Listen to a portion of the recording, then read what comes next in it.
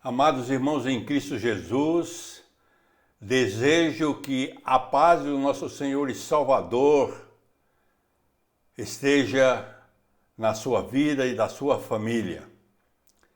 Convido-o a abrir a sua Bíblia em Atos 23, verso 11, pois falaremos sobre o tema Não há motivos para não evangelizar. O texto da palavra de Deus nos diz: na noite seguinte, o Senhor, pondo-se ao lado dele, disse: coragem, pois o modo porque me desses testemunho a meu respeito em Jerusalém, assim importa que também o faças em Roma. Oremos.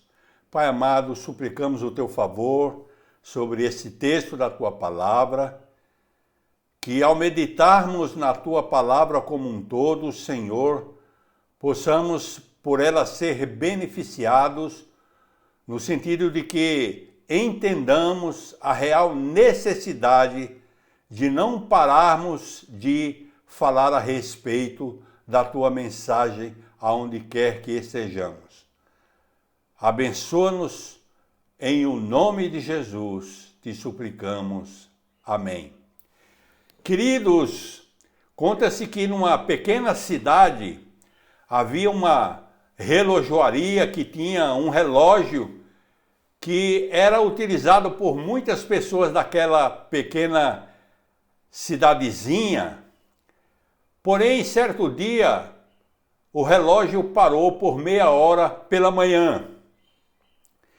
E muitas pessoas daquela cidade pouco imaginavam o quanto confiavam naquele relógio, até aquele dia quando foram por ele iludidos. Os passageiros perderam o trem, porque ao passarem junto aquele relógio, acharam que ainda tinham 20 minutos para chegarem ao trem, para partirem. As crianças que estavam se dirigindo à escola, ao olharem o relógio, continuaram a brincar porque acharam que faltava 40 minutos para chegar à escola. Os trabalhadores, ao passarem pela relojoaria, vendo aquele grande relógio indicando o horário, acreditaram que ainda tinham meia hora para chegar ao seu serviço. E em função disso chegaram atrasados. Por ter aquele relógio parado por apenas meia hora naquele dia, houve muita confusão naquele pequeno povoado ou naquela pequena cidadezinha. Da mesma forma que aquele relógio, daquela pequena cidade ou povoado, quer conscientemente, quer não, a vida de todo cristão exerce sua influência sobre aqueles que o cercam. Muito mais do que nós possamos julgar, nossa vida fala a favor de Deus ou contra ele. Em nosso texto da inicial, o apóstolo Paulo está preso em Jerusalém. Isso não por estar praticando o mal, mas por fazer o bem. Os judeus estavam conspirando para matá-lo, já que a perseguição contra seu ministério se tornara tão forte que ele fora preso. Isto, ainda que Paulo tivesse apresentado sua defesa à multidão enfurecida e a um sinédrio tendencioso. Creio até que Paulo pensou que aquela fosse sua última noite de vida. No entanto, no momento em que Paulo pensava ser o fim, Jesus lhe apareceu para fortalecê-lo.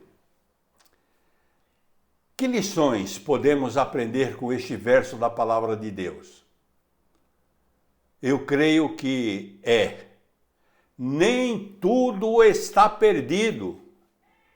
Isto porque temos a presença de Deus em nós. Lemos em João, capítulo 14, verso 15 e 16. Se me amais, guardareis os meus mandamentos.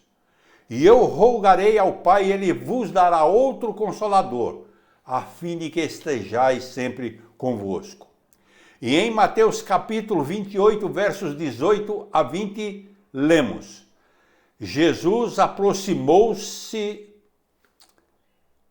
e falou-lhes dizendo: toda a autoridade me foi dada no céu e na terra. Ide, portanto, fazei discípulos de todas as nações, batizando-os em nome do Pai, do Filho e do Espírito Santo, ensinando-os a guardar todas as coisas que vos tenho ordenado. E eis que estou convosco todos os dias, até a consumação dos séculos.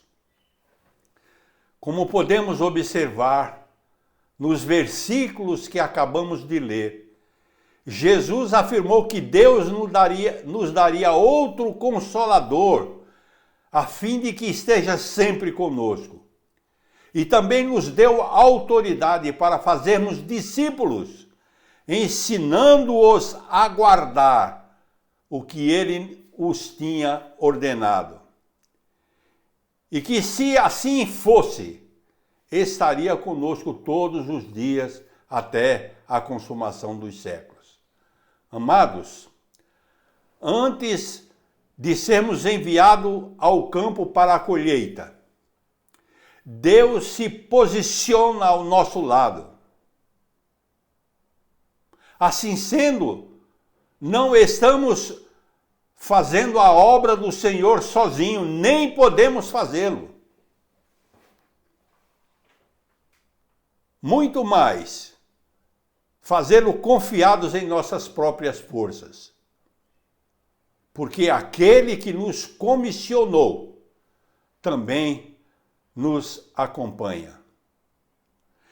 A presença de Deus conosco fornece proteção, direção e motivação.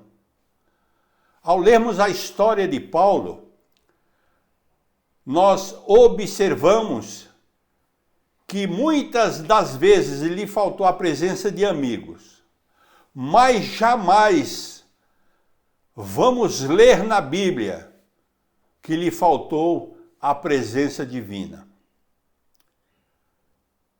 Queridos e amados irmãos e irmãs em Cristo Jesus, lembrem-se sempre, não estamos sozinhos, o Senhor está conosco. Segundo lugar, o Senhor nos encoraja na hora do desânimo. Amados do Senhor, observemos que naquele momento de abatimento, desânimo e talvez de medo, o Senhor lhe diz uma palavra: coragem. Perceba o ambiente em que ele se encontrava. Um ambiente terrível. Sua vida correndo perigo. Mas Jesus não apenas se colocou ao seu lado, mas liberou a Paulo uma palavra de encorajamento. E essa palavra de Jesus foi a força que Paulo precisava para se reanimar e entender que nem tudo estava perdido. Nossas vidas, como nos dias de hoje, estão nas mãos de Deus. Elas não estão nas mãos dos nossos representantes terrenos, porque estes são perversos e maus. Não estamos na mão de qualquer um. Nós estamos nas mãos daquele que nos governa, que governa céus e terra. Nossos sentimentos não precisam naufragar ao entender ou enfrentar a fúria das tempestades. Nós não podemos ter medo das circunstâncias. Precisamos ter medo daquele que está no controle das circunstâncias.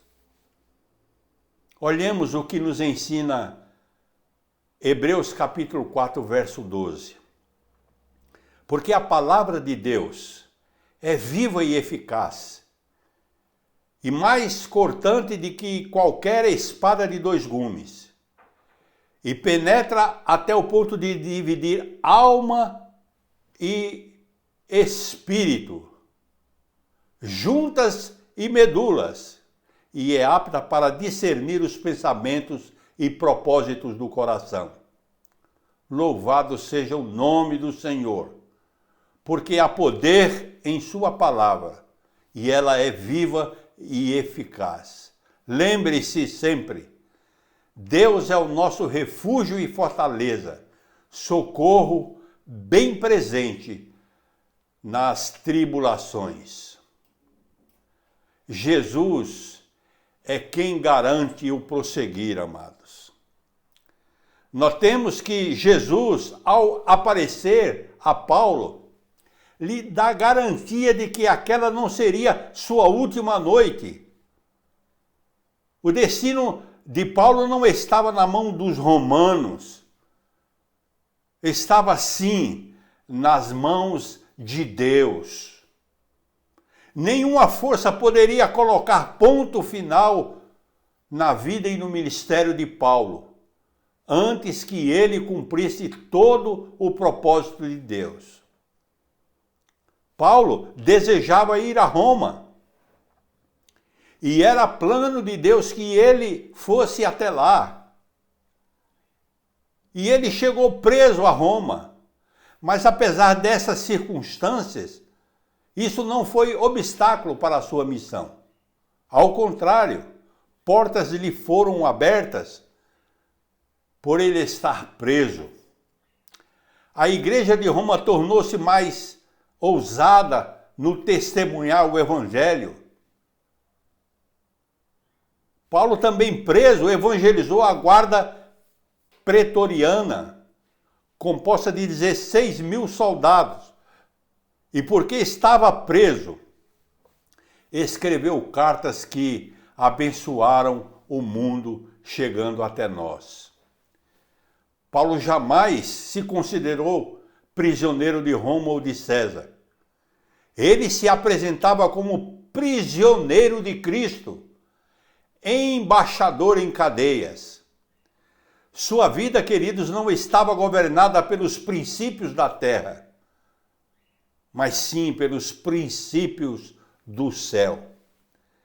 Ele não olhava as circunstâncias como sendo uma conspiração do inimigo contra ele, mas sim sobre a perspectiva da soberania de Deus.